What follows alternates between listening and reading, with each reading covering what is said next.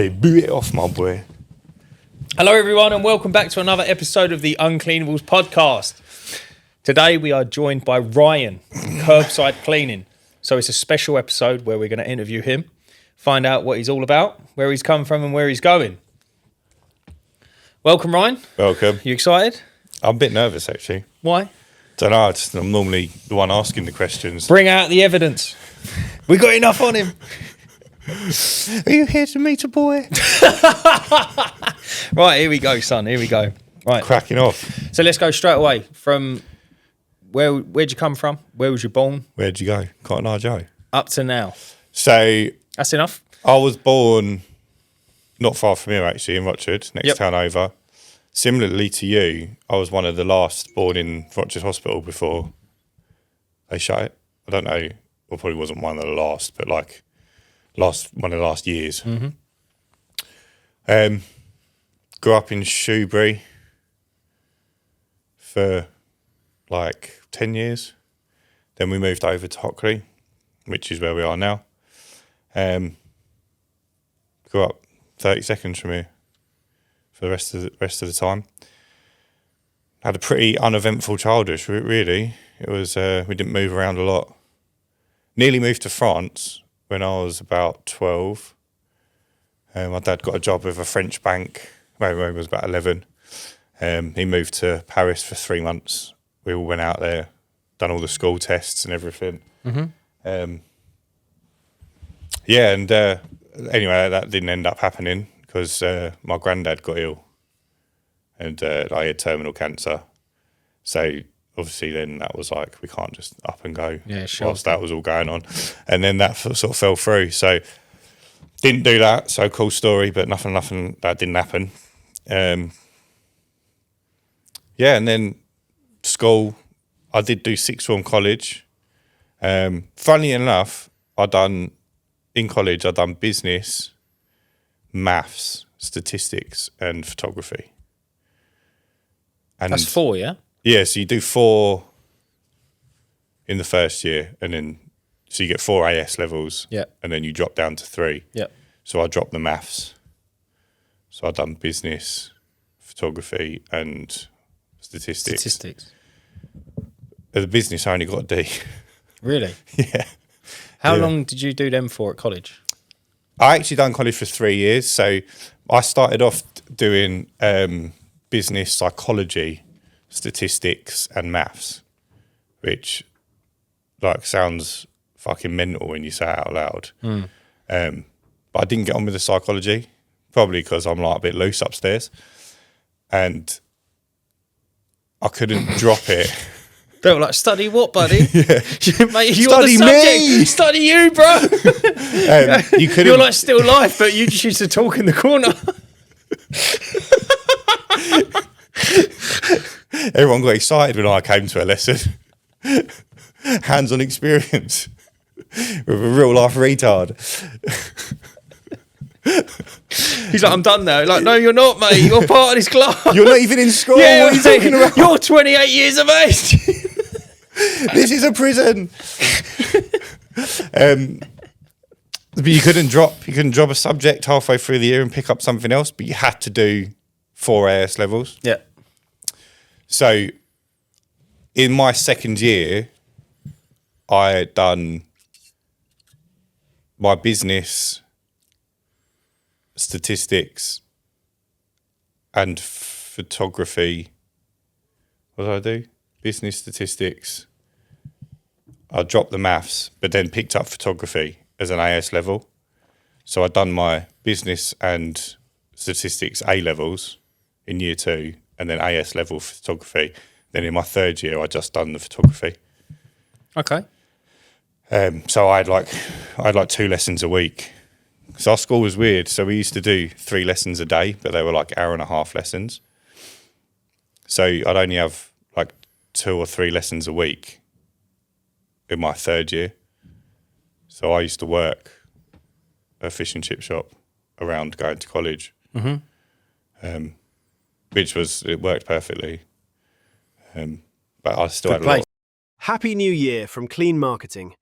We're kicking off 2026 after generating £1.5 million in recurring revenue for our clients last year. For the next 12 months, we are already set to reach over £3 million in recurring revenue for the businesses we work with. These results come from our unique position as the UK's only marketing agency exclusively for window cleaners. Much like you, I started on the tools as a window cleaner, running a company, and I've used that experience to build a system that delivers actual results for your business. We act as a strategic partner for multi-van businesses with a marketing budget of at least £1,000 a month. We work alongside you to set goals months in advance to ensure your growth is sustainable all year round. We'll manage your Google and Facebook marketing alongside our custom-built automated booking system that you can even use on your own website. Our automated WhatsApp system is so effective that over 70% of new bookings are now made this way. With over 40,000 leads processed last year, we know exactly how to convert leads into loyal customers for your business. If you're ready to scale your revenue with a partner who truly understands this industry, visit cleanmarketing.co.uk to check if your area is still available. Huh? Good place. Yeah. But I still had a lot of free time, so I didn't spend that very productively. Did you not? No. Going back to your childhood quickly, what was your probably top 2 favourite toys?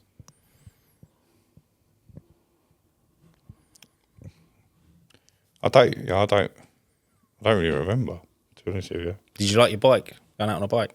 No, I had bikes and stuff. Nothing jumped out? I didn't really have anything that I was keen on, like attached to as such. When I was like young, I was really into dinosaurs. Yeah? Yeah, I had like dinosaur themed bedroom. But I didn't really have anything that was like my thing. Yeah. I still don't really. But yeah, it was I used to just flip between stuff. I got really into magic at one point. What, like doing card tricks and that? Yeah. I was the same as you. Yeah. I quite like magic. And then I had another stage where I got really into building card Towers. pyramids. Yeah. And I'd make a little like DIY projectile with like elastic bands and like folded paper and stuff. And then I'd like try and collapse it. Yeah, shoot them down. Mate, that's pretty cool. I also went through a stage where I used to like just go into the garage and just find like nails and screws and bits of wood, and I'd create like little worlds, and then I'd have my little Lego minifigures. Oh, so you build like a set, Yeah, and then play. Yeah, that's actually like super use the cool. Lego, but not build anything out of Lego. Like, Really? Stuff would be built out of wood, and I'd have like screws in the wood where they could swing on. Yeah, and stuff like shit that. like that. Oh, that's pretty dope. Right, so chip shop. Chip shop when you was in college. I always knew I wanted to have my own business from day one. I didn't know doing what, but it was never anything other than work for myself. So has your mum and dad got their own business? No, they haven't. No, my mum and dad are very much similar to yours. You need to get a career, get an office job. It's for life. Blah blah blah. And that's probably where all the disappointment came from. But they're both like office bods. They both do really well for themselves, but it was never for me. I always wanted to run my own business. Yep. So I was at the fish and chip shop for 5 years whilst I was trying to work out what I wanted to do, and obviously finishing college. I started there when I was 15. Then I finally gave in after 5 years of not knowing what I wanted to do. Yep. And I got the job at the estate agents, Yep. the apprenticeship. And despite I was earning less money full time at that apprenticeship than I was working part time at the fish and chip shop. And despite all that, my mum and dad were like really happy for me because I'd got and taken my first steps into a career. But I absolutely hated it. What did you hate about it? I didn't like having to be somewhere at a certain time. I didn't like the structure of the day. It was like if there was nothing to do, you had to find something to do, but it was never anything productive. It was just Stacking paying you papers do or- something. yeah. And it's like, mate, like, it's not my fault you've got fuck all work. Like, I'm an apprentice. Like, I'm meant to be showing people properties. It's not my fault there's no properties. Get one of the lettings guys to get more properties in, and I'll go and do viewings or whatever. I just didn't really like it. It was obviously, you worked there, it weren't a great example of like a good business to work for. But the guy who owned it was very much like, he was kind of like trying to be a bit of a cult leader, do you think? Who's Steve? No, JP. I only met him once. So he used to come in and he'd like put his arm around you and he'd be like, you're going to go really far in this business, Ryan. Like, we're going to set you up with your own branch. We're going to open a branch here. You're going to be the manager. We'll pay for your accommodation and all your food. But all of this was still whilst I was earning an apprenticeship wage. Like, he wanted to move me. It was a form of grooming. Yeah, it was. Yeah, effectively, That's it was what like it trying is, to yeah. groom. And I just, like, you can't groom me like, unless I want you to. Like, I'll go in the cupboard, mate. You ain't got to give me the sweets. Yeah, don't talk to I me. don't even eat them Just sweets. touch it. So he like, and I just don't get on with people like that. It's like, talk to me on a level. Yeah, there's like an ulterior motive. Yeah, it's isn't it? like, I can see your bullshit from the other side of the room. Yeah, you don't spare need me you it. don't need to.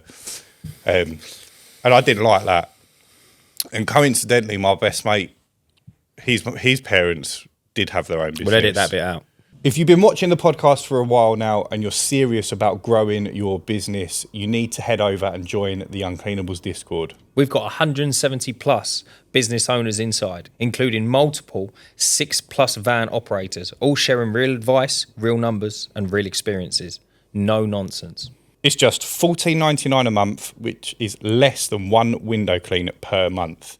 You'll get guidance, accountability, community exclusive events, and private discounts with popular brands throughout the year. And by joining, you'll be supporting the Uncleanables podcast, which ensures myself and Ryan can keep producing top quality content for you guys all year round. So if you want to join, head over to theuncleanables.co.uk/join. We'll see you inside. Your mate. His parents did have their own business. So he was having his own business, whether there was no two ways about it. They'd gone off to this, it was called the Leisure Supply Show. And it's where, similar to the Cleaning Expo, you get a load of manufacturers of bouncy castles, rodeo balls, just anything you can think of, carnival games, just anything. And this photo booth company were there. So anyway, he met this company, had to go in the photo booth. On the drive home, he'd basically set up the whole business. And he started that, and he was like, do you want to come do events with me? I'll pay you to help me out. I was like, yeah, brilliant. Like, I could go after work. About 6 weeks into him starting that, he had a pretty consistent flow of jobs coming in, and it was enough for him to cover my apprenticeship wage. And I said to him, like, I want to start my own thing. So if I'm coming to work for you, like, I need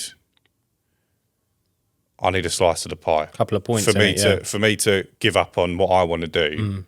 I need to do what I want to do. So he ended up giving me some equity in the business, and I just took my apprenticeship wage out of it. But after that, it was like we started flying because there was two of us. We covered events together, but then we also managed to get a second booth so we could do events separately. And within the first year, we hit VAT registration in like 6 months, 7 months. Wow, really? Yeah, like off the bat. And how old was you at this point? 22, 21. That's incredible, 21. mate. Yeah, nice. Yeah, he was your age, so he was 22.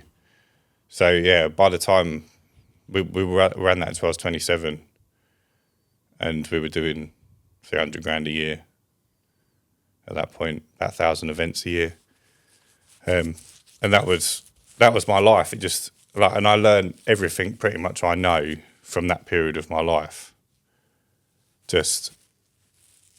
We were just caning business knowledge.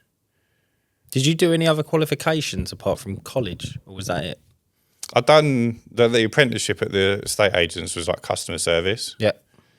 And I think I ended up getting my level 2 or whatever, but it was nothing. It was just nothing. But yeah, everything's just been like life's taught me it. So we ended up going into a pretty large amount of VAT debt with that business. So that was like a life lesson. That brings us quite nicely now to Kirbside cleaning, doesn't it? Because OMG, you took a back step from OMG. Yeah, I'll explain what happened with that. So I ended up I was getting into the office at like 6 a.m, sorting everything out, loading and unloading the booths, doing all the job sheets, arranging all the staff, then going out on an event myself, coming home, having 2 or 3 hours kip, then going back to the office, rinse and repeat. Whereas Kurt wasn't doing any events. He was turning up to the office when he fancied. And I wasn't happy with the split of responsibility. And we were being paid the same as each other at that point, and I just thought it wasn't fair. It wasn't fair. Like, we weren't at the point where he could take a step back. Like, we weren't there. And I'd said to him, like, you need to step up. But he started doing the occasional event, but it was to the point where, like, if you're not working, you need to be on the phone for tech support if something goes wrong. But people were still calling me saying they couldn't get hold of him. Really? Or it'd be like, there'd be an event 20 minutes down the road and we'd forgotten something in the van. He was like, well, I can't drive anything down there because I've had a drink. It's like, you can't do that, mate. Like, you've got to be on call. You're on call. You're not working an event. You're on call, you know? So then it was just... one-sided. It was very one-sided. So I said, look, like, we weren't making enough money to make it worthwhile either. Like, we were finishing the month nearly at zero and then starting again. So if something went wrong in the month, if you don't, can you go into detail as to why you was? If you're turning over 300, we just over leveraged. So oh really? We had at this point we had like 11 booths, 4 selfie pods, 2 mirrors. We had a dance floor, uplighters. Is all this like massive money? This stuff? Yeah, the booths were about 12 grand. So the booths were... How many booths did you have? 11. Mate, over 100 grand in booths. Yeah, Good so Lord. we didn't buy them all brand new though. Some of them are like second hand. But the booths were the equivalent of like a Rutland Pumps hot water setup or PWS hot water setup. They were like the all singing, all dancing, done everything. The selfie pods were like a water tech on a trolley. Yeah. So it's still a good machine, but a bit more basic. So there was like levels. The magic mirrors were like an in-between. They were cool. They were a bit different, but they went wrong a lot more. And we had a bunch of other stuff. We had a wedding white bouncy castle. We had, like, you had all different skins for the photo booths. We used to have a plain one that we could brand.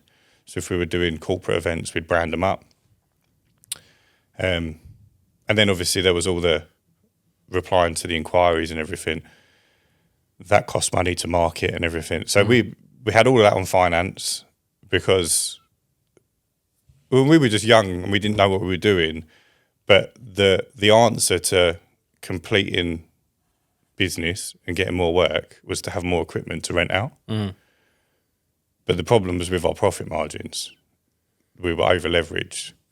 So we were doing like a 25, 30K month, but we were having 23 to 28 grand in bills. Expenses, yeah. And it's like we're finishing with a couple of grand. It's just like it's a few events go wrong.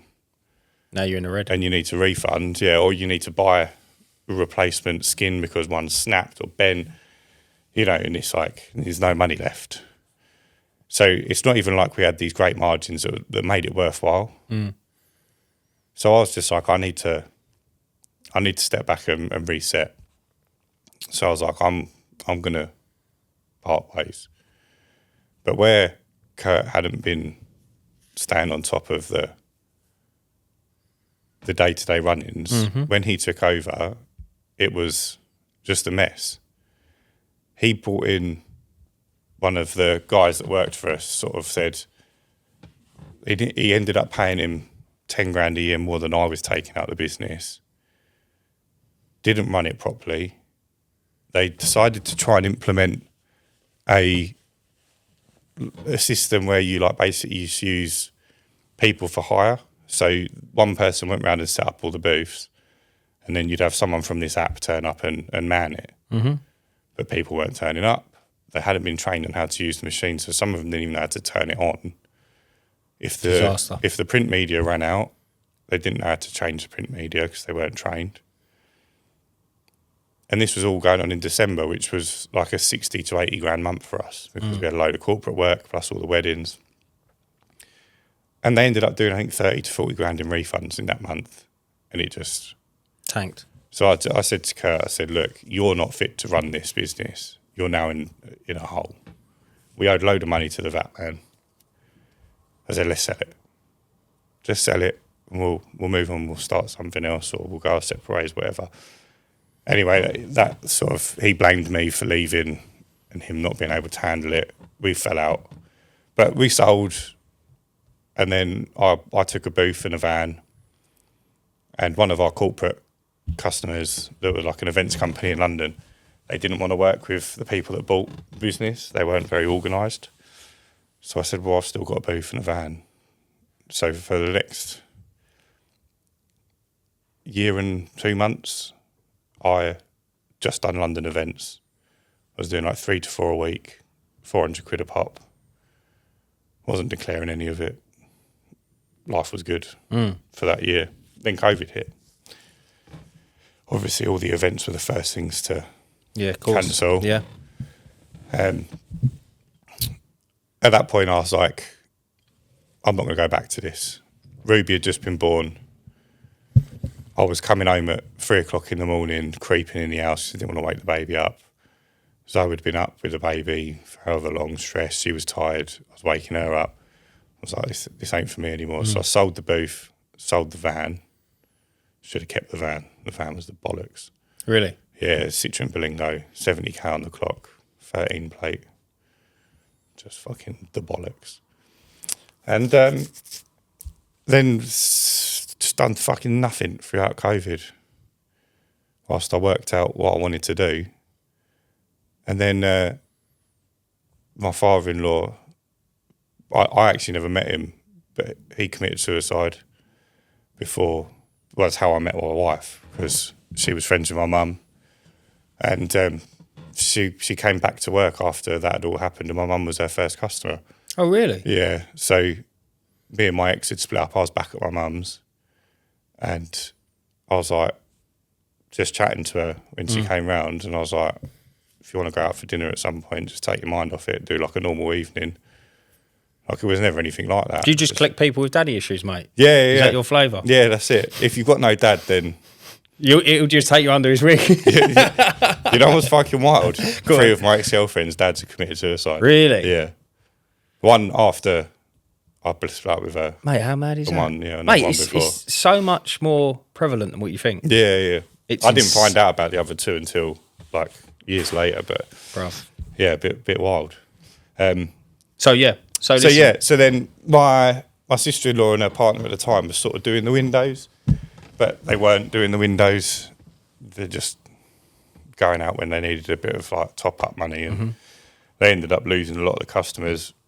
And that was obviously meant to be my mother-in-law's sort of retirement money that she'd sell, you know, when he stopped working. So I was like, well, the equipment's there, but I need something to do. I'll give it a go. Yeah.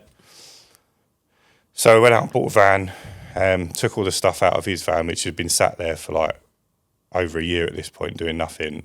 It was a bit of a death trap anyway. Got the van, put all the bits in. They'd bought an over-8 pole, which I used for the first day. They then came round and took the over-8 pole because it was theirs. They weren't happy that I was taking over, even though they weren't going to work. So then I had no pole, so I had to then go out and buy a pole. Anyway, got all set up. Went out. Day one, didn't really know what I was doing, but fortunately we'd had one of the customers call the house the day before, and they were like, "Oh, is Jazz going to be turning up soon? Like, we haven't seen her for ages." And I was like, "Oh, she's not really doing it now, but like I'm going to be taking over. I'm Zoe's partner." So they knew who Zoe was. I'll come out and do windows. They were like, "Brilliant, cool." So went out. I had to ask them what they were paying because we had like no information. Yeah. And she was like, "Cool." The lady opposite used to use Joe, who was my father-in-law as well. So give her a knock. I was, I don't think she's got a new window cleaner yet. Done that. End of the first month, finished on 600 quid. I was like the man. Yeah, totally. I was like, I've turned like nothing into 600 quid in a month. And I hadn't done any like paid marketing. Like, I think I'd ordered some leaflets, but just didn't deliver them. I don't even know how I got to that point. But at the end of month 2, we'd done like $2,000. See, that's in incredible. that month. So like, it just started going. We got a lot of customers back. I don't know, word kind of went round, I guess, that were Joe's customers. Yep. So we got quite a few of them back, which was nice. And for the first 3 years, we just coasted along. Like, I weren't even focused on the windows. I wanted the pressure washing work, the gutter clearing work. That's it. Yeah, the ad hoc work. Yeah, because I was like, that's where the money's at.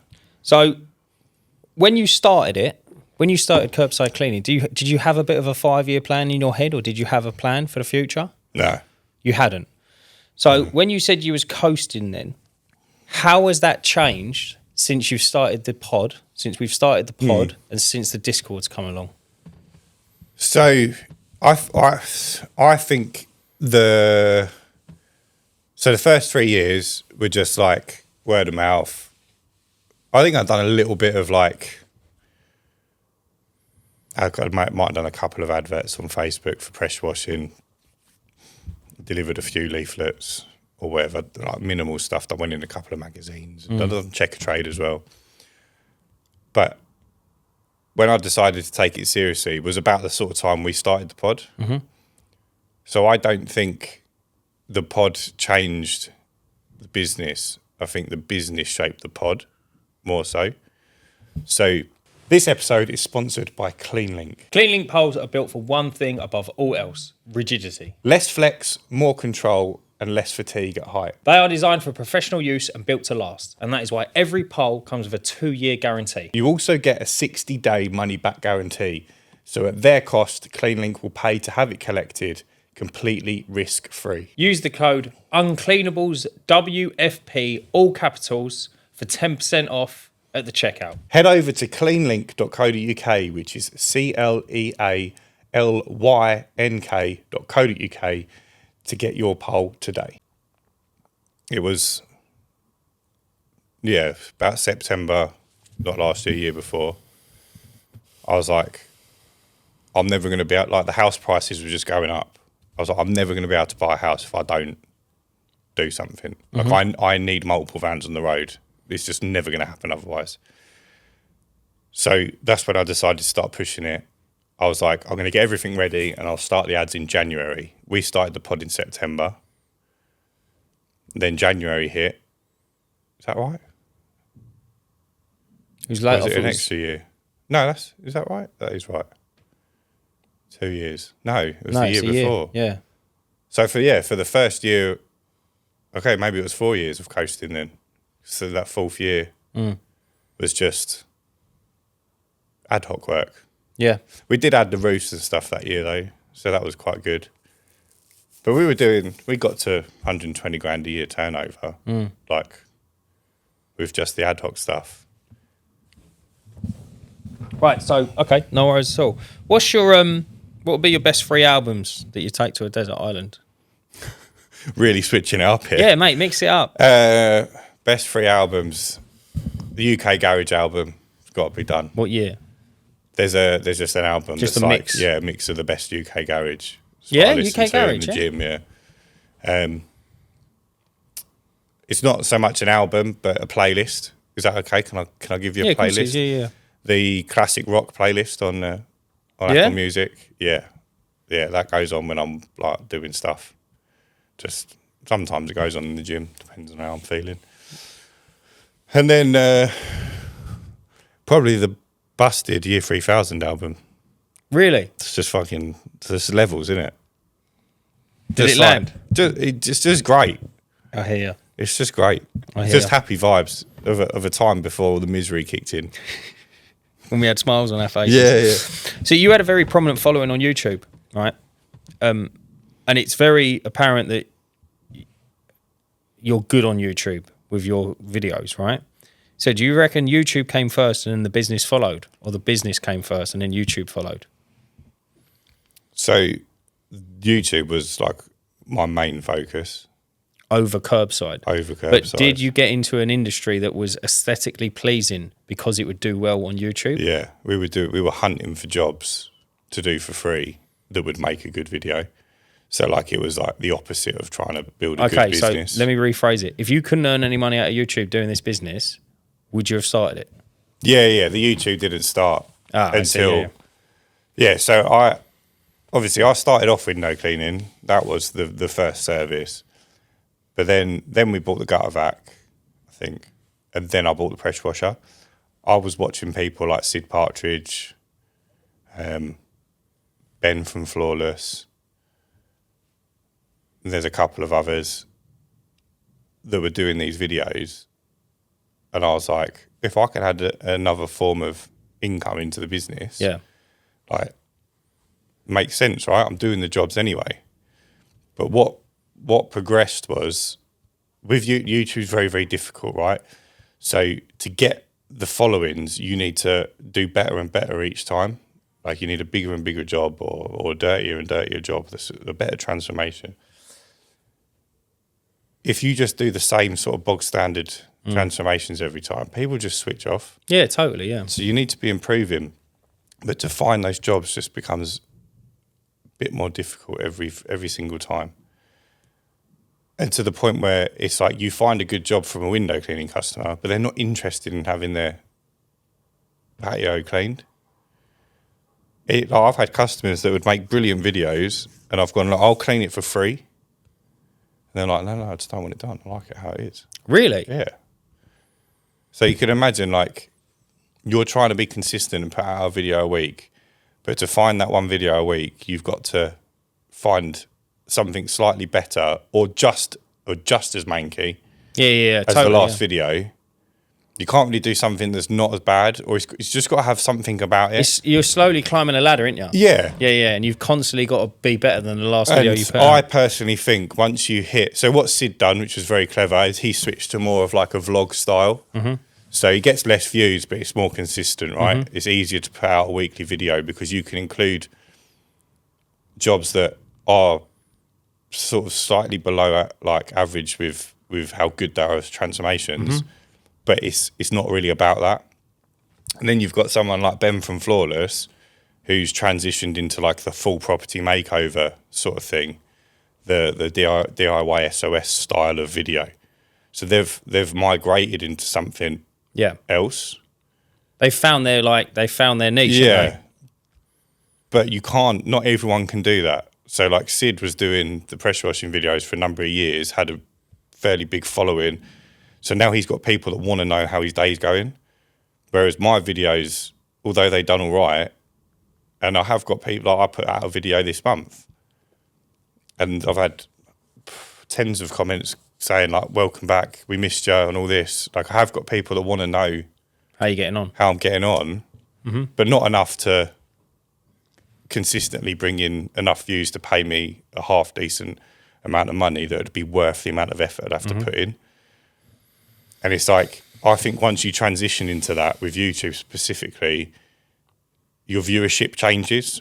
So YouTube starts pushing your videos to people who watch vlogs rather than people that watch cleaning videos. Yeah, I see. So then if you put out another cleaning video 6 months down the line, no one watches it. Yeah, because they want to know they like the vlog content. They want a vlog update, yeah. So you can't have your cake and eat it sort of thing. You've got to stick to your lane a little bit. Or if you do transition, you go balls deep. Yeah. What do you reckon your apart from Mong's strength? What do you reckon your strengths and weaknesses are? Right, my weakness is definitely I don't have much sympathy. Like I really, really struggle to.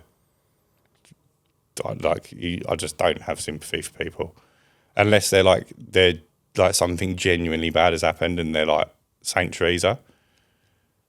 I just find it very, very difficult to. But you are emotional. I'm very empathetic. What does that mean?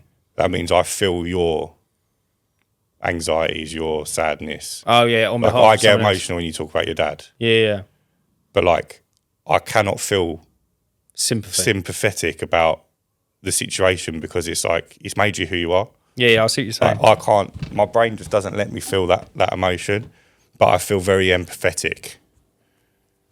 That's my tism. But my strength would probably be like I'm probably quite good at rallying people. Like I'm quite organised, bringing people together. That's a great way of saying it. To be honest with you, Like, without trying to sound too egotistical. Yeah, I'm a bit of a leader. Yeah, like naturally, like I'll take control of a situation,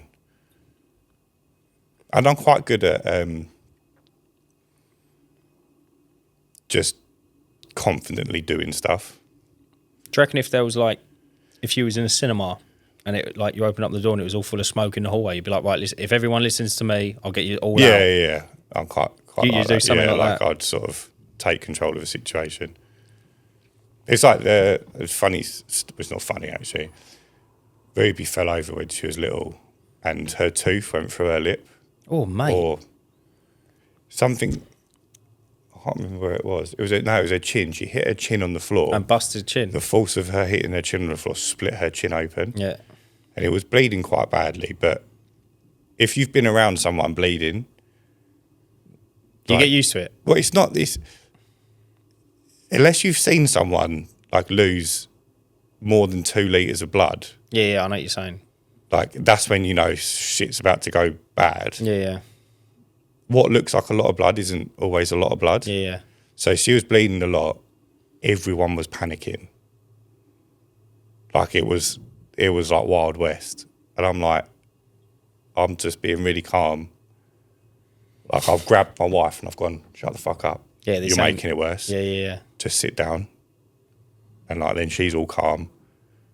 Everyone's like, we need to go to the hospital. And I'm like, she's cut her chin. We don't need to go to the hospital. Like, let's just relax. I think you need them people in life. Yeah. You massively need them people. Like once you start panicking. It's game that. Yeah. When you panic, you're not good to over. anyone. You're not good to anyone. Mate, do you ever panic when you was a kid? Did you ever get the adrenaline? Yeah, I'll get adrenaline. Really and if you bad. get mate, you can't even hold a cup of tea. No, like I shake really bad. Yeah, you shake like, and it's like, mate, it's the worst thing in the world. Yeah. Imagine being in a fight and you can't even clench your fists up. Yeah. It's like if you can control that, it's just awful. Adrenaline's shocking. Or if you get a near miss in a car and then the wheel's shaking, you're like, I'm gonna have another one now. Going back to Kirbside, your growth and blueprint at the minute seems to be prepare for the growth of the future. So how much growth will we anticipate to see? I'd like to quadruple in size. Quadruple? Yeah. Or as close to as I can get this year. I'll probably slow down afterwards. But we're sitting at around 560, 570 customers. 560 to 570? Yeah. If we could close the year on 2,000, yep, that's where I want to be. Is that the sweet spot, you reckon, for Kirbside? It would. I think it will make a lot of stuff much easier to handle. So there'll be growth. I won't go as hard in 2027. So the marketing budget will be, I won't have to add anything to the business. I think it's very dependent on getting a third or second very reliable staff member.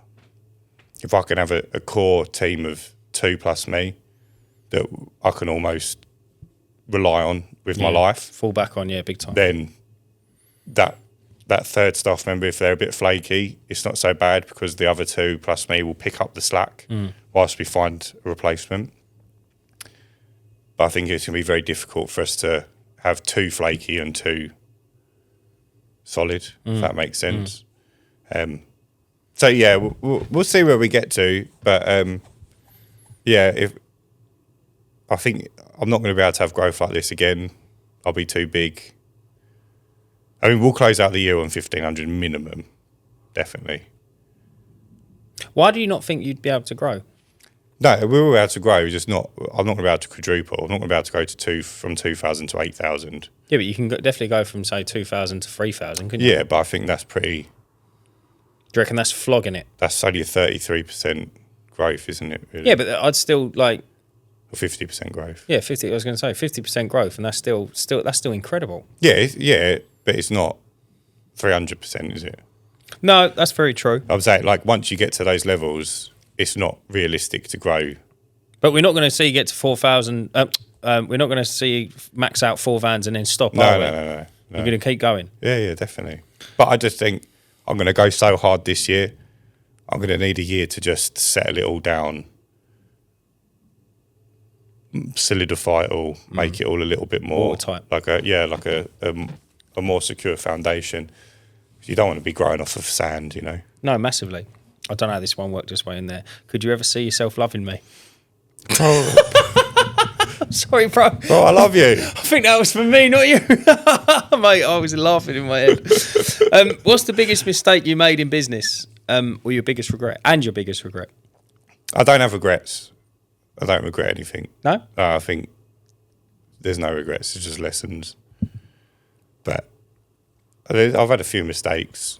I think sending leaflets out in September, mate, in your whole business, bad. that's your biggest mistake. No, I haven't really got a biggest one. Have you not? No, but I've made lots. So with OMG, sacrificing paying the VAT bill for more equipment, that was a silly mistake.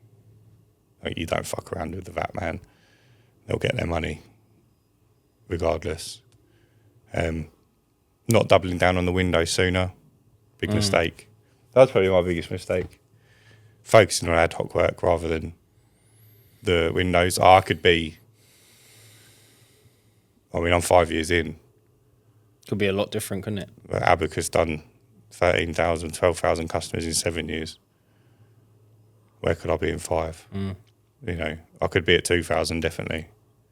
It's wild, isn't it? You've got people like Finn, who's done 750 in his first year. Yeah.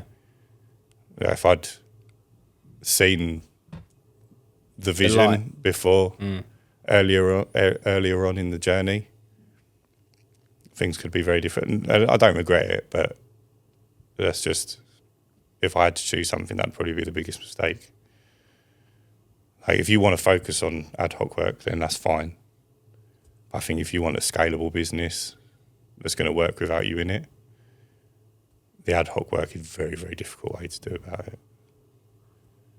Oh, and the windows will be, yeah. Well, the Windows is just...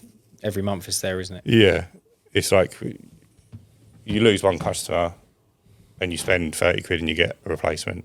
It's like... But if you have a customer that has their patio cleaned, they might not need you for another 2 years. So just to have one job a day, you need 600 to 900 customers. You know, Starts getting a bit crazy. yeah, and then that's still only one job a day. And that's if they want it done every 2 years. Yeah. No, I agree entirely. What's your favourite TV series? I don't really have a single... Well, actually, no, it's totally like CSI would be my favourite. CSI, yeah? Yeah. Crime Scene Investigator. Yeah. The New York one, if I had to rank them. Not that you asked. What's the New York one? Based in New York. Oh, so it's what, like 5 or 6 episodes? No, it's like 13 series or something. Oh, and do they do like series. they do like a London one and an LA one? They do a Miami one. Oh, right, okay. Like the original CSI is based in Vegas. So I think that one came first in Vegas. Then there was the Miami one branch off, and then the New York one branch off. So it's like a murder mystery, yeah? Yeah, kind of. Yeah, it's like there's a murder or 2 murders on each episode, and then they figure out who done it. Oh, okay. And they look at like ballistic reports, and they look at they do all the science. Mate, I love that sort of stuff. So that's something I can always watch. But I've got lots of shows I like. Any guilty pleasure ones?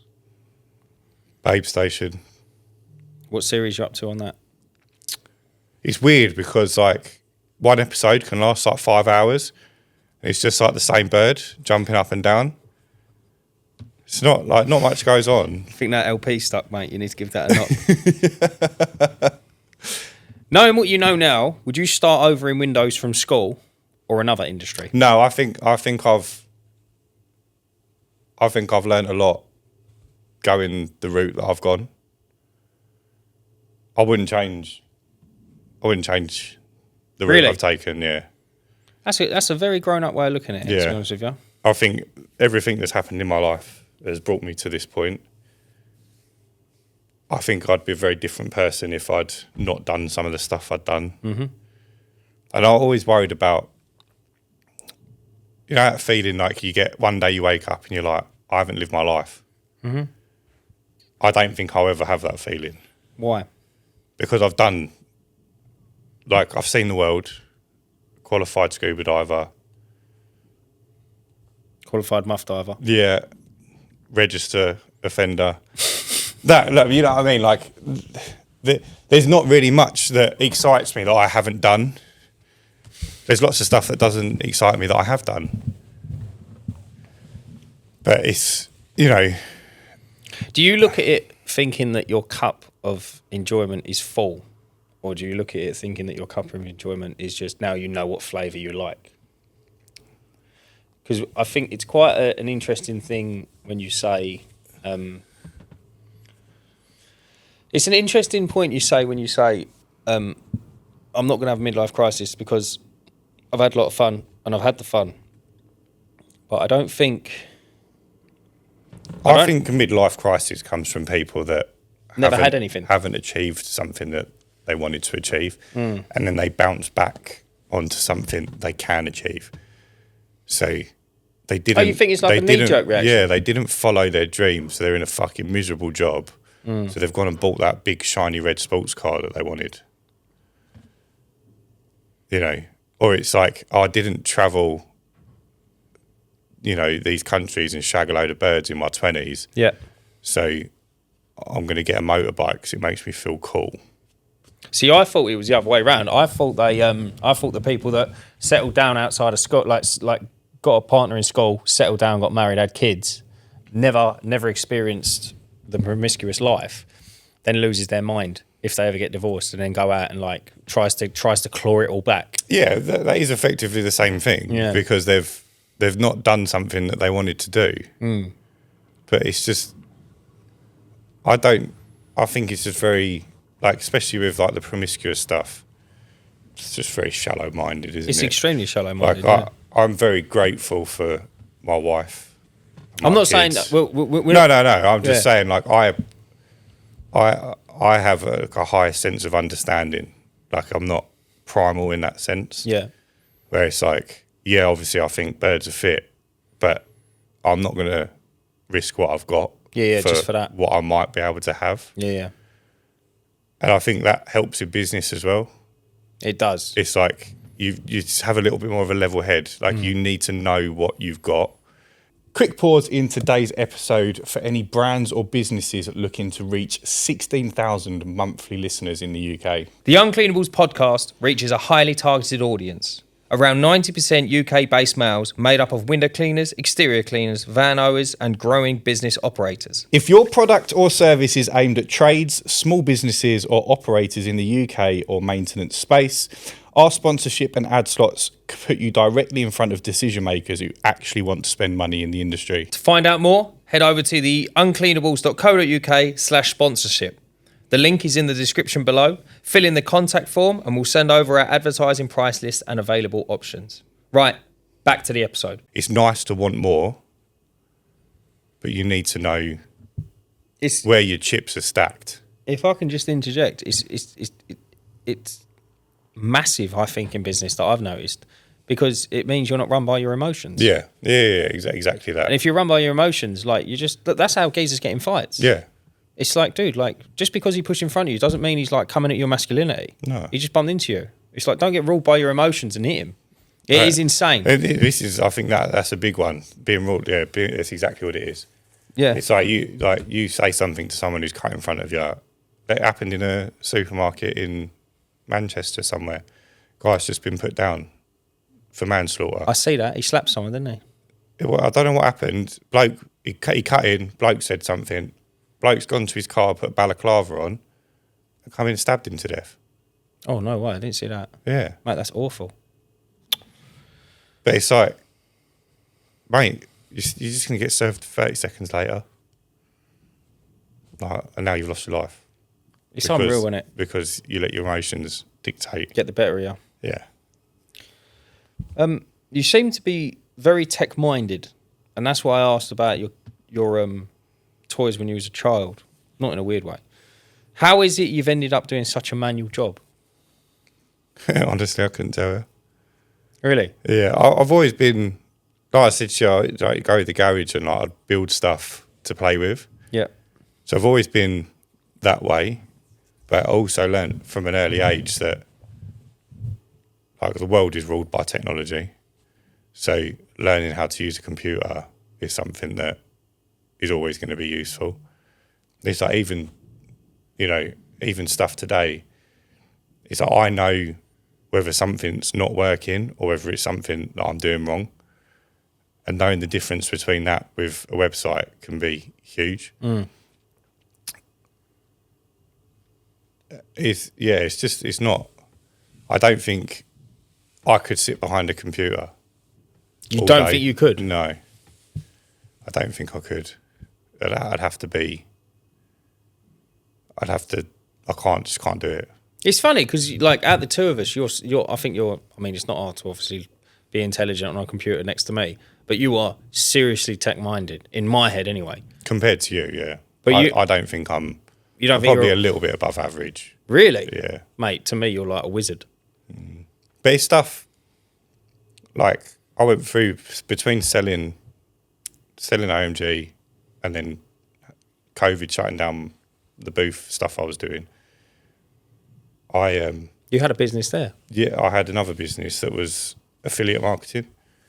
So I'd built these websites, and like, bear in mind, I say I'd done fuck all in COVID. It's not true. I did do quite a bit of stuff, but in reality, I was sitting around drinking, being a fucking idiot. But I built these two websites, and this was before I'd even considered doing window cleaning or pressure washing. One was called pressurewashersreview.co.uk, and one was called toddlerreview.co.uk. I had a baby, and I don't know why I'd done the pressure washers one. It was how it works is you write a review of a product, then you rank that review on Google. So when someone types in the pressure washer they're looking for and review, your article comes up, and it's all about how good it was, how well it cleans, how easy it is to use. And if they click the button on your website to go through to Amazon to buy it, you get a commission. So obviously the bigger the ticket, the bigger the commission, which is why I think I've done the pressure washers one. The toddler one, obviously lots more people are searching for reviews on kids' toys. You know, are they BPA free? You know, child safe. Was that a chemical? Yeah, BPA? it's like a plastic chemical. So that was smaller ticket items, but I had lots more to write about, and I had a baby using these toys. So it was like I had hands-on experience, and I used to write an article a day, and they'd be called buyer's guides. So you'd rank like the top 10 best chew toys for a baby that's teething or whatever, and then you'd do 10 products, rank them best to worst, do a load of content, put it out, and that used to make me quite a bit of money. But I had to learn how to build a website to do that. But obviously I had nothing else to do. How incredible is that? How did you learn about that? To do that? So we built our own website for AMG. It was more Kurt's remit. But obviously I was there. So I kind of saw that. And it was the same. We used to do all our own SEO as well until it got to the point where we needed to bring in someone else. So I had base knowledge from that. Like it wasn't anything special. But it's easier than you'd expect. Like once you've worked out, the hardest bit's just if you're not using like like GoDaddy or 123Reg's like website builder, because I host all of my own websites. So once you've worked out how to buy the domain point the hosting to your hosting and install WordPress onto it, which is the hardest bit.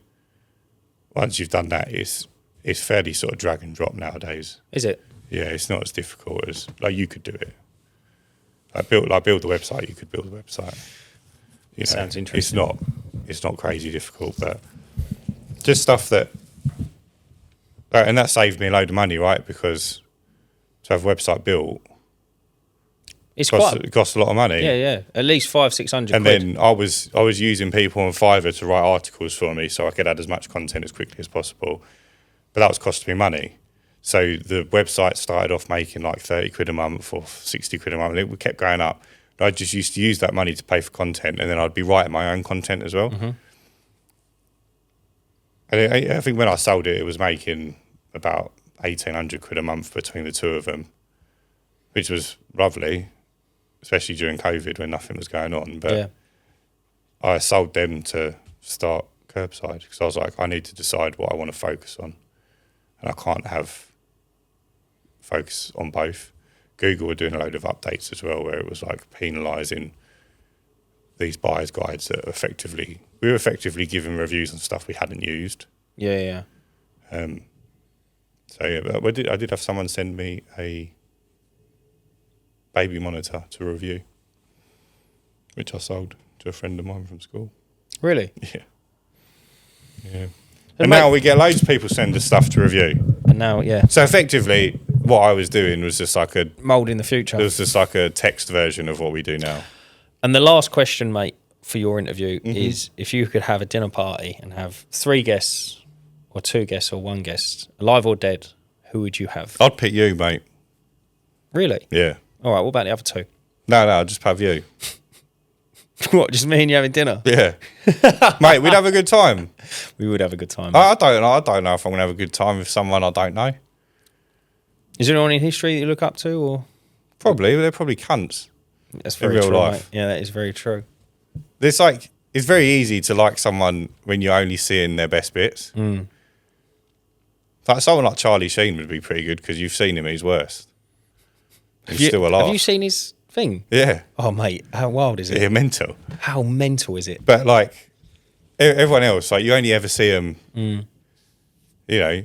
I was thinking about when you learn about like JP Morgan or Rockefeller or any of them or Carnegie, it's like, oh yeah, but he built this and he had this and he had that. And I feel like, yeah, but how many people did he step over? Mate, they're very impressive people, but yeah, They must have they're not stepped over. nice. They're Yeah, not nice totally. people. Look, Amazon geezer now, Jeff Bezos, he's getting hounded because he's like, he can't even let his employees have toilet breaks because they've Yeah. got to meet the quotas. Mate, imagine it back in the day. Would have been horrendous. Yeah. But that's sometimes how you build a £1 billion business. That's how it goes. I'm not trying to build a £1 billion business. I'd rather be a nice guy and have a £1 million business. So And what does success look like to you? it's very similar to yours, to be honest with you. If they haven't watched Marwan, explain it. I would like to be in a position where I've got my house. It doesn't need to be paid for, but I'm bringing in enough money where I haven't got to worry about like the mortgage payment. It doesn't have to be a big house. I'd like a C63 and a pickup truck. The bills paid. The kids can do classes they want to do or clubs because they cost a fucking fortune. And I'm just not worried. Like I ain't got to check the bank balance. And if I want to go on holiday, I can go on holiday. I don't want to be dictated by the business. Yeah, it's a very good Which one. is I think it's a very reasonable goal, very realistic. It's quite a I don't know whether or not I'm looking at the wrong side of things and my glass is half empty, but it's quite sobering to think that that's just generally just a normal life. Yeah, It's not even above and beyond, is it? but it's comfortable. Yeah. It's a comfortable life.